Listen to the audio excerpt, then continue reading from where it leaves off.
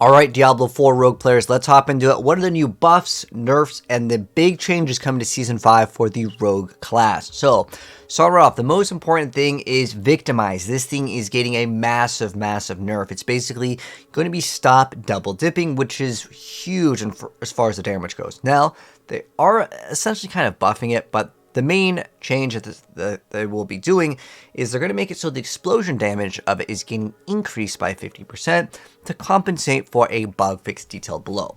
So what they actually mentioned that they're changing, they fixed an issue where it was double dipping its damage multiplier, and so they are buffing it. So is the build completely dead? I would say that you could still probably play the build, but it is going to be a pretty massive nerf, and you may want to consider trying out the Andariel's build. If you really loved Heartseeker Victimize, you can actually play pretty much the same exact thing, and it's going to be even stronger with some of the more newer buffs here. But pretty much the Heartseeker Victimize Rogue is dead, but the Heartseeker Andariel's build will actually be quite strong, and we'll get into why in a moment here. But let's go ahead and now hop into the rest of the stuff. So there is actually a pretty nice change that's for all classes, and that is +2 ultimate damage.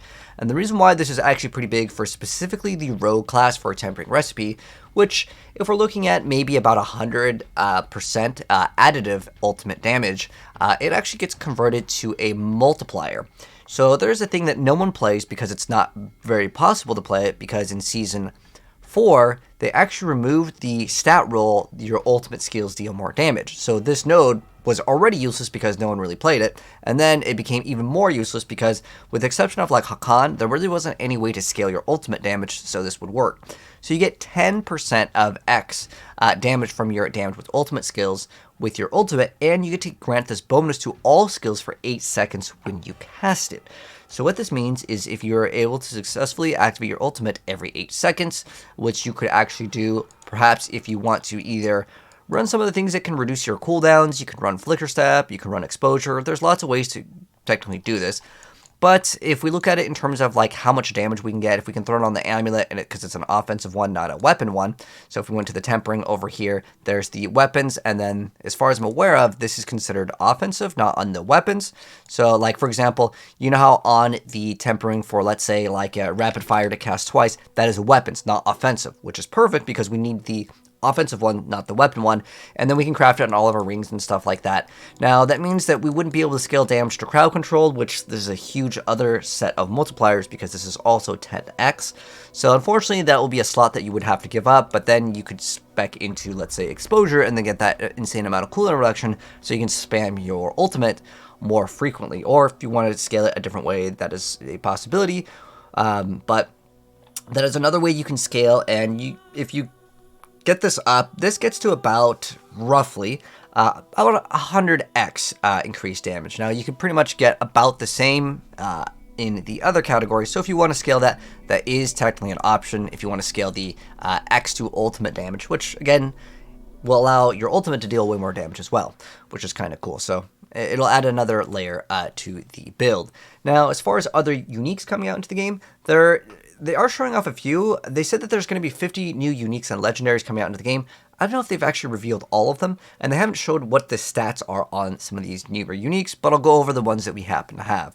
So they mentioned that there was supposed to be a new like dagger, and one of the newer daggers that is there, and they're mentioning this unique item over here, which is the Shroud of Changes, which is a unique chest armor. It says Dark Shrouds grants immune for 3 seconds, but your evade cooldown is increased by 9 to 3 seconds. Evading while Dark Shroud is active leaves behind an explosion that deals shadow damage and pulls in enemies. So that could be kind of cool, just to group up everything. But remember, that's the chest armor, which is usually plus ranks to Dark Shroud. So that is a huge thing that you're losing out on. Is this even going to be viable? The armor better be absolutely amazing for the stats. It better have like just flat damage reduction plus ranks to Dark Shroud. That's what you would actually want. Otherwise, it's just going to be an absolute skip. Unless this explosion that deals damage is like crazy levels, it might just be kind of something to skip. Now, for some reason, they didn't include the other unique that they showed off in the live stream, which makes me think that there's going to be a lot more updates to the unique items, and there are some newer updates, but this is another unique item that we can actually visually see, so it's a little bit better here. So the most important thing that we're really looking at is the special power, which is when you use a subterfuge skill, it also spawns a enemy shade totem for up to 8 seconds. Any damage it takes is replicated onto surrounding enemies at 30% effectiveness. So if you can have 2 of these shade totems, what this means is you get to basically get maybe 60% more damage if you are hitting it. Now, running other skills that would damage everything anyways means that this is basically 60% more damage, which is absolutely amazing.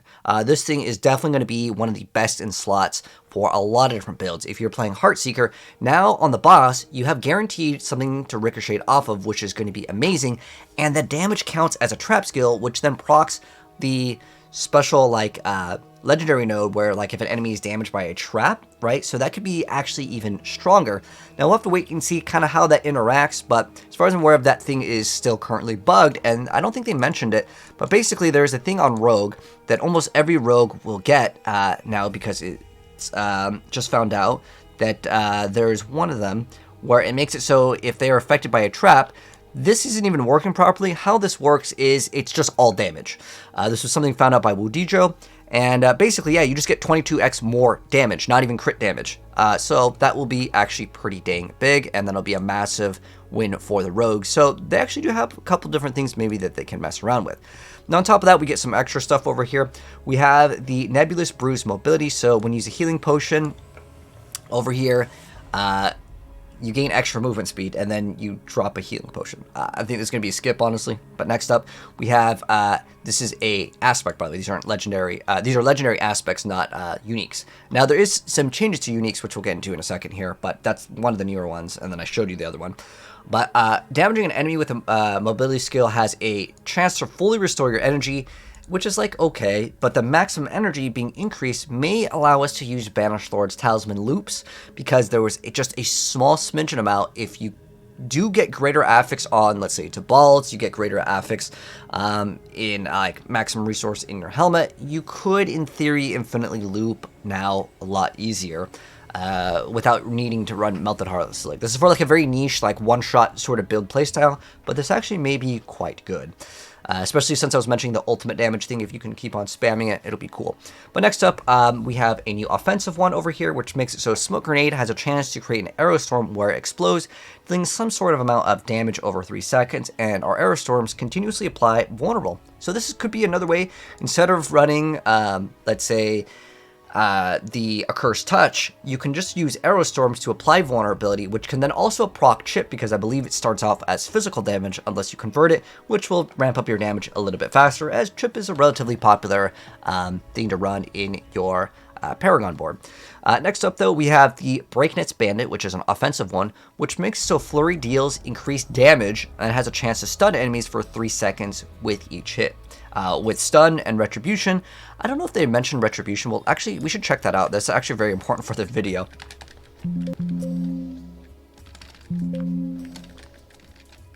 They have nothing for Retribution. Okay.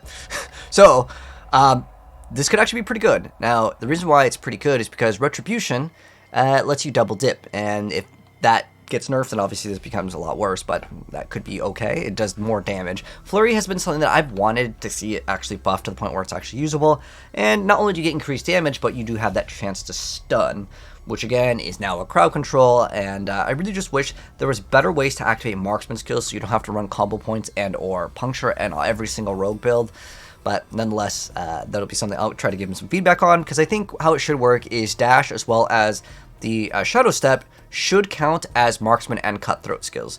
And the reason why is because playing melee without having hybrid makes it a lot worse to have to like throw in a random attack every 8 seconds that is pretty much worthless unless, again, you're doing puncture and combo points. And it's just so much easier for the close quarters to proc off of ranged builds because you just have dash and Shadow Step, which you would normally play anyways. So next up we have a what is that? Mirrored Sharpshooter's Utility. Caltrops is now a marksman skill. So that's pretty cool that it becomes a marksman skill that periodically throws 5 to 20 piercing daggers over its duration, each dealing shadow damage and applying vulnerable for 3 seconds. So that's kind of cool. We're adding a lot more vulnerability sources for the rogue. Now, unfortunately, Caltrops has a really long cooldown. How is it going to interact? What's the range on it? And does it work only when you cast it as a marksman skill, or does it work on every single time it's hitting an enemy? That would be factored in. And if, I was just mentioning that we kind of needed another way for a marksman skill for melee, and this could really help out. And then timing recipes, so subterfuge expertise, so they increase the smoke, damage, grenade, and size. Now, a lot of players didn't even play this. You would just roll damage to crowd control because you would scale close quarters. So even the build that was supposed to be for the grenade stuff, no one played it anyways, even though this is like smoke grenade. But nonetheless, unless this is multiplicative, I don't know if people will run it, because people will probably just be like, okay, Dark Shroud damage, cool, I'll run that. And there's also increased damage on next attack after entering stealth, which could be kind of good for the stealth variant of the stun grenade build for the rogue. So that'll be kind of cool, but it's pretty much a build that very, very few people play. It's way too hard to play, and on top of that, it's just going to be less damage than Heartseeker.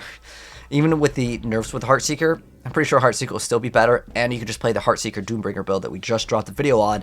That's going to be way, way, way better anyways. But next up, Rogue Persistence.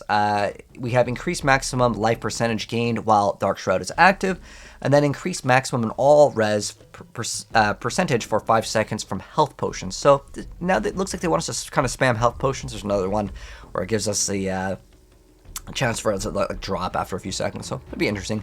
Skills of Second Wind and Aftermath. Okay, so that looks, is that it for the rogue? I'm just checking out these for the first time myself, pretty much, with the exception of like I knew that there was another change over there.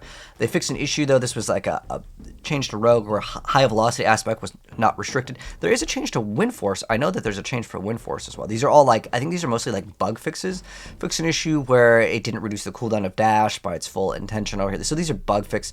Shadow Clone doesn't deal damage with rapid fire. In fact, the Shadow Clone would come out and it would just meme and it would do nothing. It would just stand there.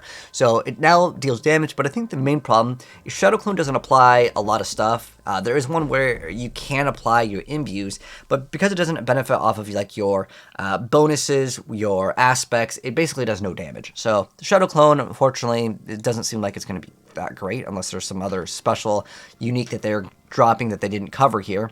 But I know that there's a change to Windforce.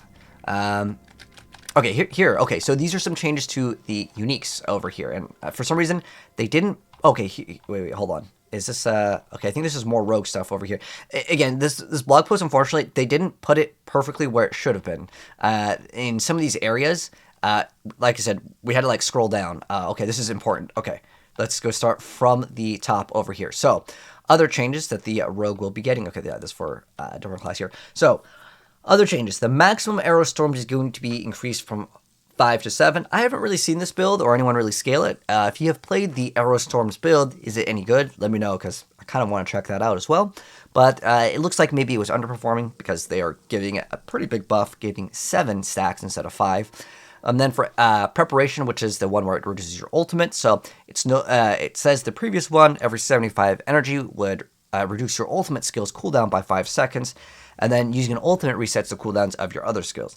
Now you spend 75, and you still get that cooldown, and then the ultimate skills reset other cooldowns and grant 15% damage reduction for 8 seconds. So, again, fitting into what I was talking about, looks like they're trying to do some sort of like ultimate build where you keep on spamming ultimate. Now, as far as Blade Shift getting extra damage, I don't think it matters. Puncture is just so much better. And it used to do some damage and lets you move freely through enemies. Now you quickly stab your victim for damage and shift, making you unhindered for 4 seconds. That's a little bit better. Could have some more potential. And then enemies move through needed to activate daze. Okay, that doesn't really matter. Control impairing duration, reduction and increased. I don't think it's going to really matter. Invigorating Strike, which I think gives you more like lucky hit chance, that got a little buff over here. Enhanced Twisting Blades, the return bonus damage got increased, so another Twisting Blades buff, which is good because it was actually not that bad after the most recent updates. I'll drop a build guide on it. Basically, you can still play some sort of Poison Imbue variant over here. And then with Shadow Step, 11% damage, I don't think it's going to matter. But with the Enhanced Shadow Step, now, instead of getting the 8% crit that you would get, you now daze and apply vulnerable to the enemies. And then with Methodical Shadow Step, instead of stunning, you now gain 20% damage reduction. And then with Discipline Shadow Step, the previous one is the cooldown was reduced by 3 seconds when it damages an enemies if you have not hit them. And now damaging an enemy with Shadow Step stuns them for 2 seconds and reduces its cooldown by 3 seconds. So it kind of moved up stuff, but overall I'd say this is pretty much a buff. And then with dash, they increase the damage by 25%. And then dash, instead of, it says additional functionality, it slows enemies by 30%. Now with enhanced dash, instead of making them take 15% crit strike damage, you now get increased critical strike chance by 10%. This is overall probably a nicer buff. As long as we can continuously spam it, I think it'd be pretty fun. And then with discipline dash, the dash slows enemies, it hits by 30% for 3 seconds. Any enemy already slowed will then be dazed. That's getting changed to making it so it knocks down surrounding enemies for 2 seconds and deals 350% of its damage to them. That's a pretty massive number. Now, as long as it's an X damage, not an additive one, this could have potential to actually make a dash build a little bit more viable. Maybe you can throw in the aspect for like the shadow to also follow up, and then it deals like, I think it does a pretty good amount of bonus damage. And so if you mix that with this, maybe you can have like a dash monk build. What is it? I think it was called the Rymet Monk in Diablo 3, where you can dash and get a pretty good amount of damage off of it. I don't know if something else has a proc it, but it's going to be kind of cool. And then with Methodical Dash, dealing damage to crowd control resets its charge cooldown by 0.5 seconds up to 4 seconds. Now it has an additional charge, and its charge cooldown is reduced by 2 seconds. So it could be something to think about in terms of a build. And then Flurry, the lucky hit chance got increased by 3%, which is, it sounds like it's small, but actually, I believe Flurry hits 4 times. So if you think about how much that's increasing to, I mean, that's basically 12% additional if you count every single hit, right? 3 times 4. And then with Enhanced Flurry, so previously for when it used to deal damage to crowd control, you are healed for 1% of your max life, so you get up to 12% per cast. And then now, each time Flurry damages an enemy has a 10% chance to apply vulnerability. Unless that's lucky hit, that's actually pretty good for 3 seconds and deals 1% increased damage for 5 seconds after hitting a vulnerable enemy, up to a total of 50%. So if that's 50x damage, now maybe Flurry will look a lot better. With Advanced Flurry, it looks like the newer one over here. So it used to be when you invade, your next Flurry will deal 30% increased damage and stun enemies. Now, successive cast of Flurry increases damage by 15% and reduces its energy cost by 10%. So basically, we have Ring of the Star of the Skies on Flurry, and then you combo Ring of the Star of the Skies, and you're going to be flying in terms of like the damage and damage or the resource cost. I mean, what is it? Ring of the Star of the Skies is what, 50%? There's another, you're at 80% reduced resource cost. That's wild. But next up with Improve Flurry, this is the thing that I'm most excited about. So it used to make it so Flurry would deal 20% increased damage to vulnerable targets, and it's a vulnerable enemy, it makes all of them vulnerable. Now, casting Flurry dashes you to the target and heals you. So it doesn't have a cooldown, so that means every single cast is 10% of her maximum life.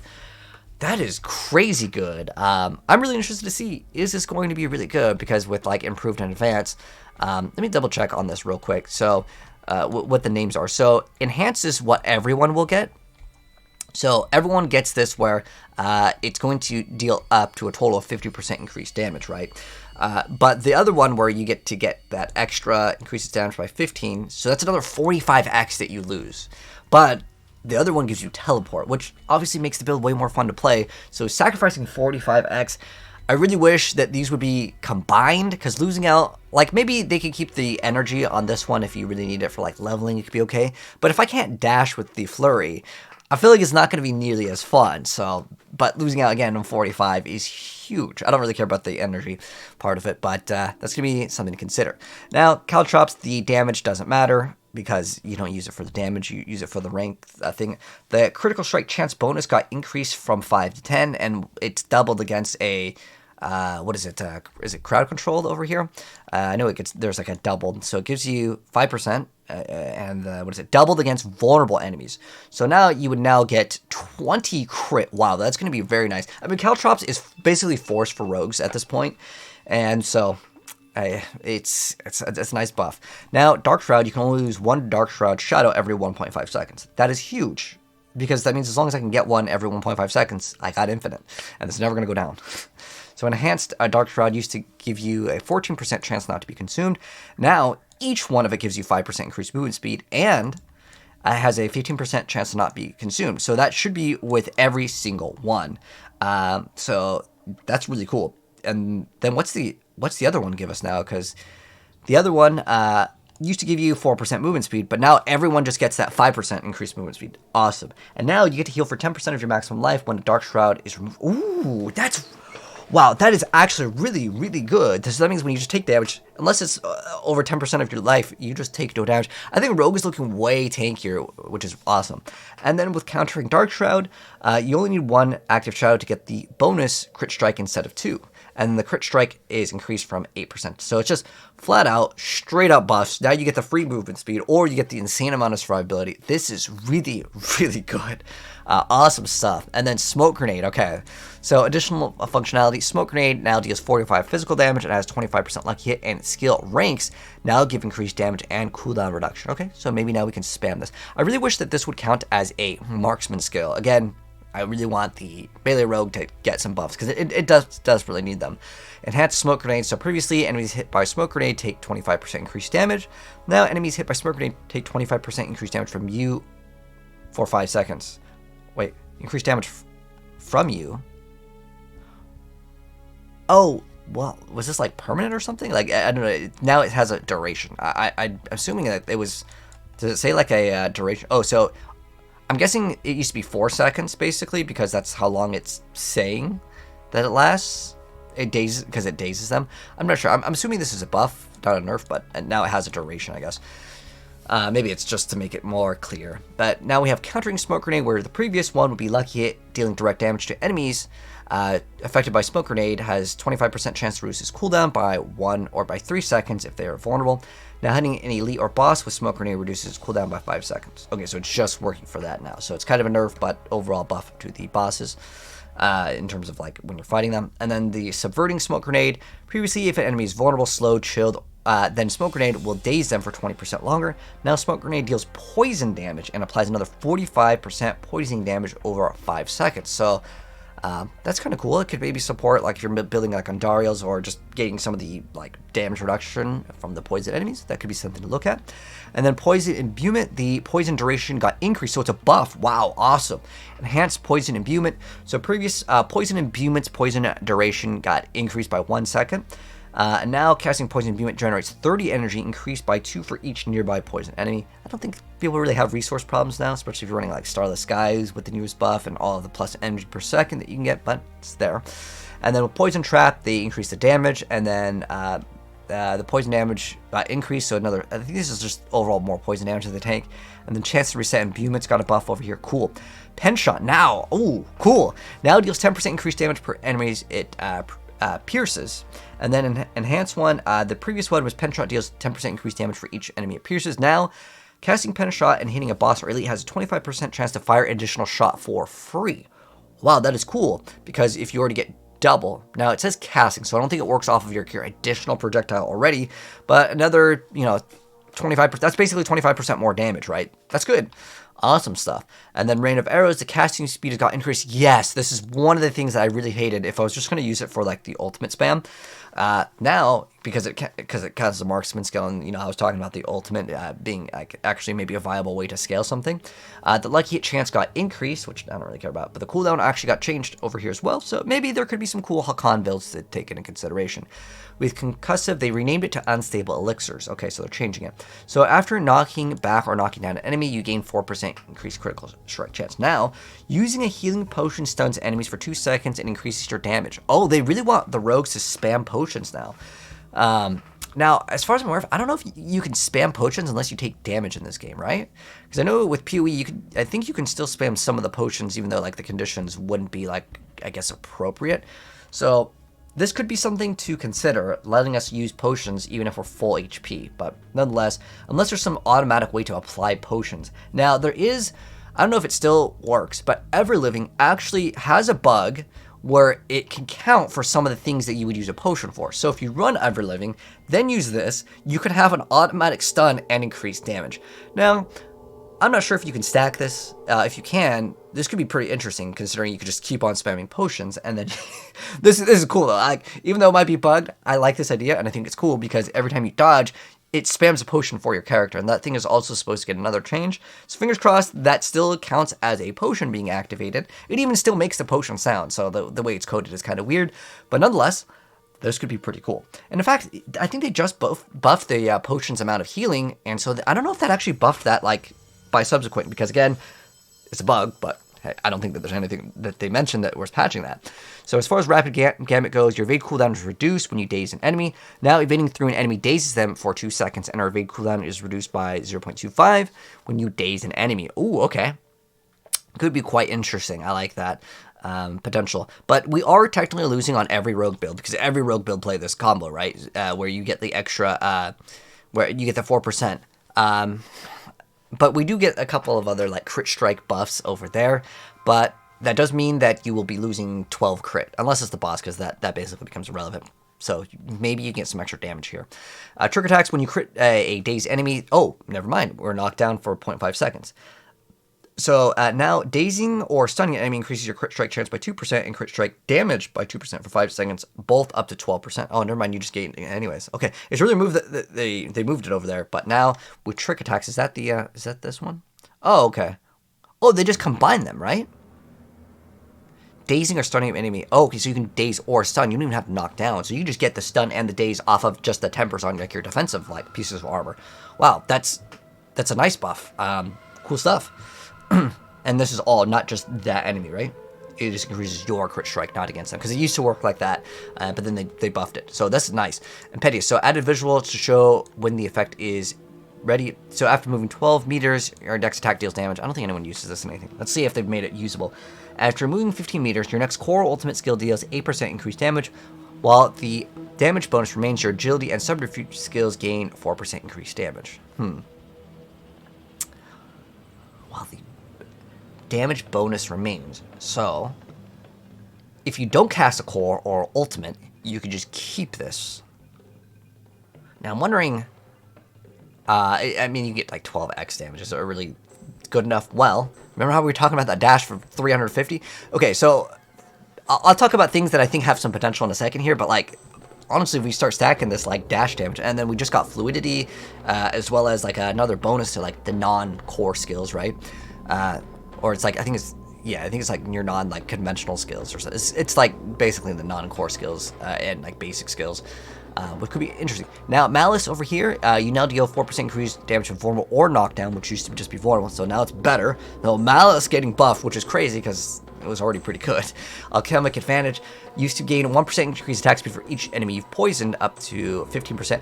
Now dealing poison damage increases your attack speed and lucky hit chance. Oh, that is so good. Now it's only, it says by 1% for up to 8 seconds, up to 5. So I'm not sure if that still has a 15% cap, but if not, Andariel's just got even better, and now we have just secured Andariel's as the best rogue build. Like, I honestly think right now, as far as on paper, it's unless like Dash has like a crazy build with it, that could be something to consider. So second win, every 100 energy spend is increased lucky hit chance. Every 100 energy you spend grants 15% of your maximum life as barrier for 3 seconds. Wow, that could actually be pretty good too. Wow. Awesome stuff. And then Aftermath, after using an ultimate, you gain 30 energy. That's being changed. So while an ultimate skill is on your action bar, you get to heal for 0.5 maximum life every second. After using ultimate, you get to restore 25 energy. So you can heal for 1.5 every single second while an ultimate's on your bar. And then, I don't know why they reduced the amount that you get, but this should be 75 because, you're going to put 3 points into it, right? So, if anyone was even using it in the first place. So, Weapon Mastery, Dagger, damage to healthy, increased by 1%. Okay, Victimize, the Explosion. Okay, we already talked about that, though. And then the Cutthroat skills grant a stack of momentum if they are hit, stunned, or frozen, or any enemy hit from behind. While at 3 stacks of momentum, you gain 20% increased damage reduction for 20% increased damage reduction, 30% increased energy regeneration, and movement speed. So no one ran this. But now, after casting a Cutthroat skill, you gain a stack of momentum. Casting a non-Cutthroat skill removes a stack of momentum. For each stack of momentum, you gain 3% damage reduction, 3% maximum energy, max energy, and energy regeneration, and movement speed. The problem is that people want damage, and so I still don't think this fixes it.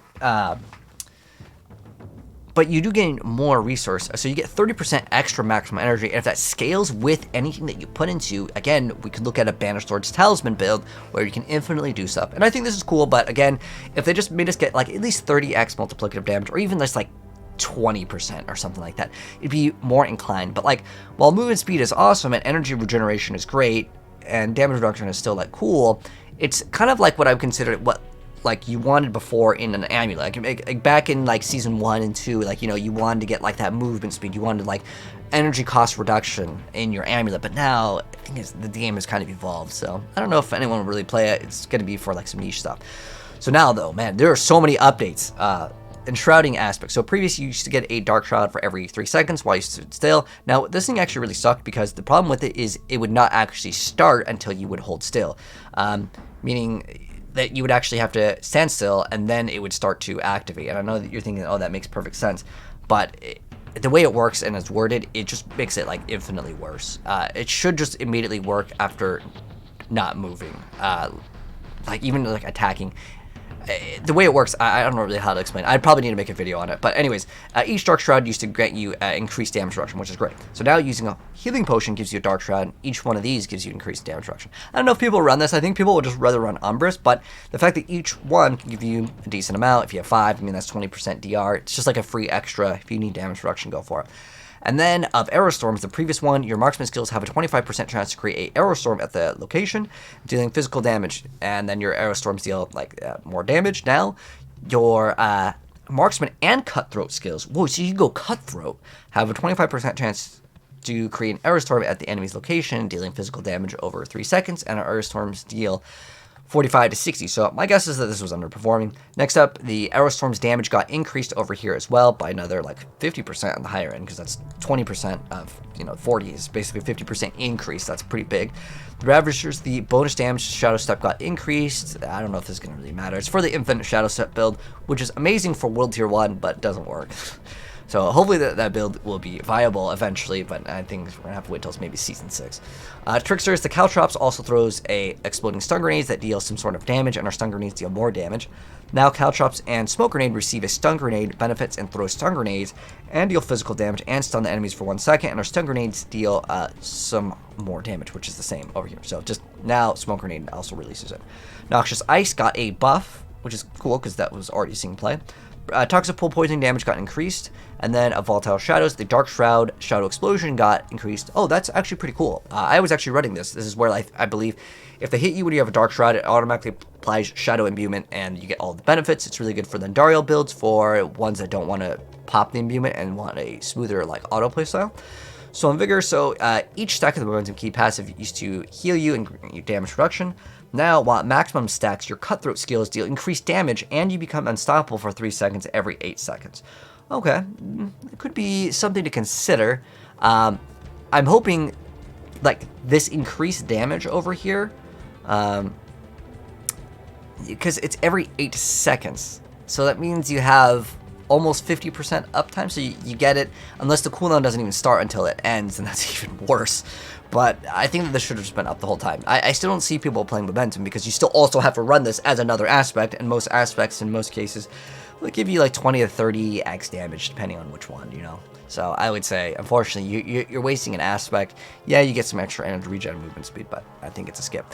Anyways, next up, Saboteur Signet. This is the thing that I was hoping would actually get good with the most recent updates, and it did not land the mark, but it used to make it so you'd have a chance to release the stun grenades, and the stun grenades will have a lucky hit chance. Now, the damage that it dealt was bad, and then the stun grenades originally had a 4%, and for no reason at all, they decided to nerf it. Now, they're actually buffing it past the original number. Now, does this matter? No, I don't think it matters at all, because you only get 4 stun grenades with this, whereas with the stealth, entering and breaking stealth gives you 4 times 2, which is 8, and that number is higher than this, and then it's 100%. And oh, you know what? This is actually kind of cool because it's casting a core skill. I kind of like that. Now, it depends if the stun grenade works. Oh, wait. This could be pretty interesting for any of those, like you know, lucky hit builds, because I really like those. But they need to add lucky hit into the actual item in terms of its, like, roll. But now, if the thing drops at your location, then it's bad. It's like Andariel's, ranged Andariel's, like before they updated. But if it is ranged, then those 4 become basically a 20% lucky hit chance, and then it's only off of up to 30%. But if it deals some sort of damage, it is also physical, which actually makes it worse, because then if you're scaling at Andariel's, you do non-physical. So is this going to be a thing? I think it's probably not going to be a thing still. The reason why is even though they buffed the damage by 50% additional, well, you'd still have to spec in a stun grenade, so maybe you can try to make a ranged stun grenade build, but it might be still too low in damage. Next up, Windforce, though. Okay, so you gain ranks to Malice instead of Concussive. Then the vulnerable damage got changed to Dexterity, and then the lucky hits with this weapon have a chance to deal double damage and knock back the target. Now, Barrage has a 30 to 40% chance to knock back or knock down enemies with each hit and deal double damage. So I guess you can knock down, considering it's just a chance on each hit versus a lucky hit chance, that is actually much better than it used to be because that was really, really low. So is this now going to make it viable? The answer is absolutely not, and I'll explain why. So a lot of the tempers in this game, if we just go into it, and I won't go too far into it, but basically if you just go for a Barrage to cast twice, right? Let's say we get this completely masterworked, and you get it everywhere to where you have 100%. You run this in every single, like if I'm playing Rapid Fire, I run Rapid Fire projectiles, or whatever the case may be.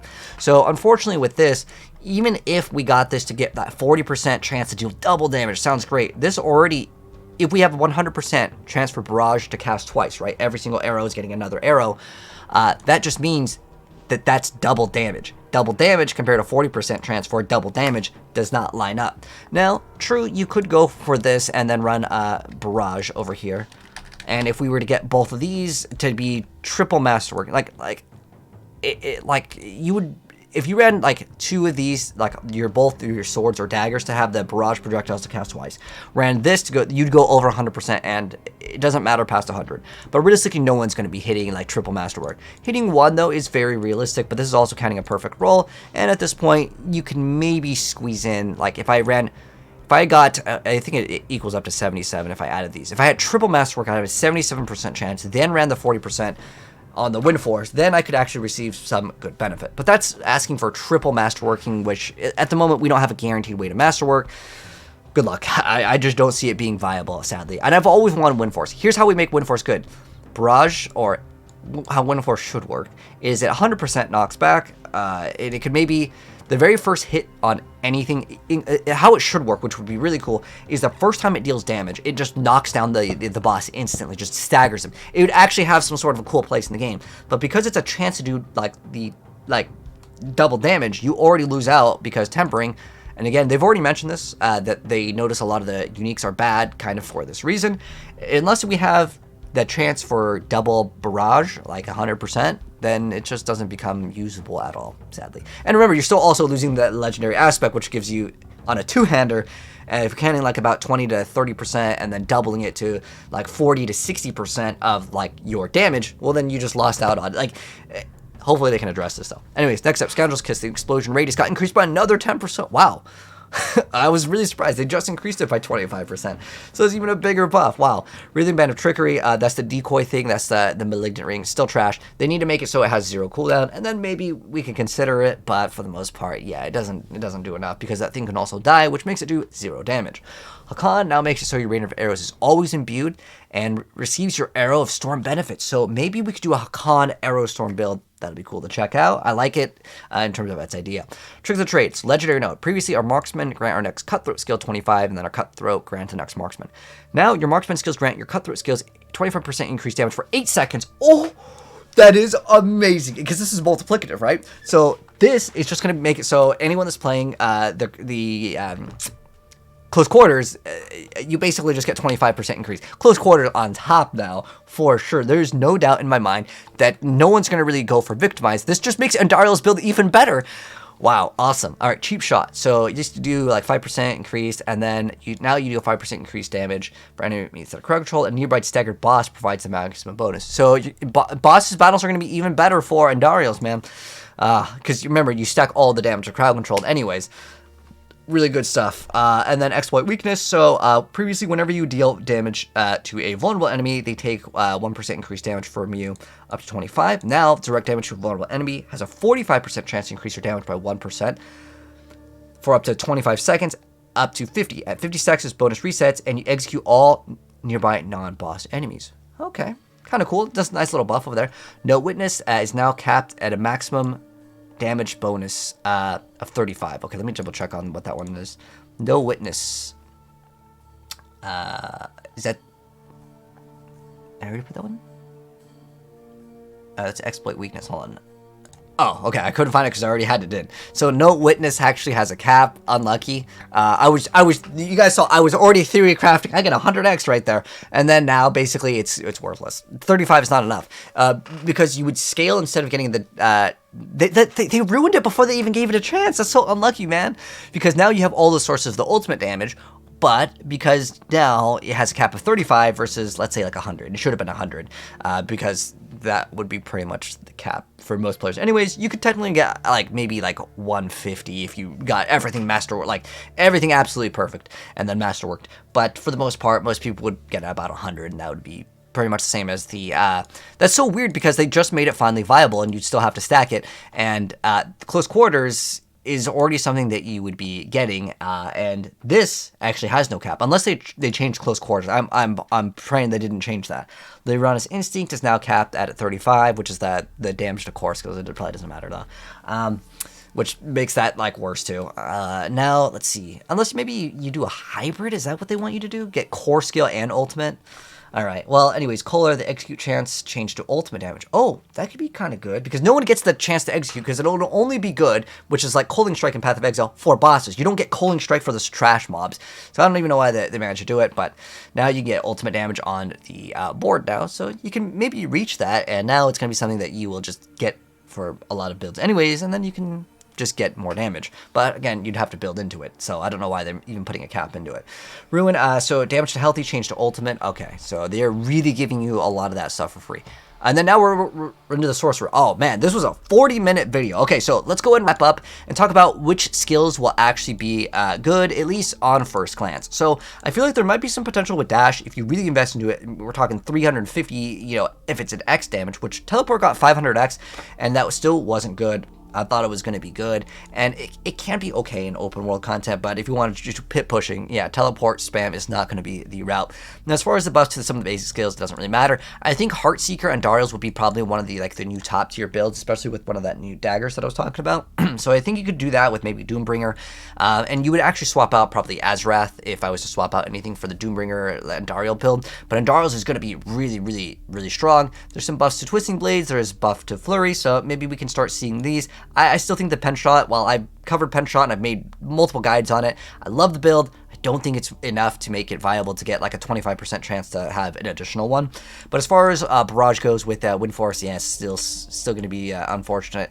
No Shadow Step build. Buffs overall. So if I was to say what is the best new rogue build, I would say it is now like 100% confirmed that the new best rogue build is going to be Andariel's. There's too many buffs on it to deny that is going to be the top tier rogue build, especially with Victimize getting its nerf, bringing that down, even though it got heavily nerfed. Basically, double dipping is huge, and they did give it a 50% bonus, but a 50% after cutting in half is gonna put Andariel's on top. That's just, at the end of the day, that's what we're looking at. But anyways, if you guys disagree or have any other insights, let me know down below. But I think Rogue is looking to be a lot more interesting in the next upcoming Season 5 with some of the brand new uniques. And remember, there could be more uniques, so keep on the lookout if you are interested in playing Rogue for any of the Andariel stuff. With like Lucky Hit, it's going to be awesome. Anyways, thanks for tuning in. If you guys want to see gameplay of it very soon, within the next few days, we'll be dropping gameplay of Season 5. So subscribe to the channel and you'll see it very soon. But take care. So let me know your thoughts on Rogue in Season 5.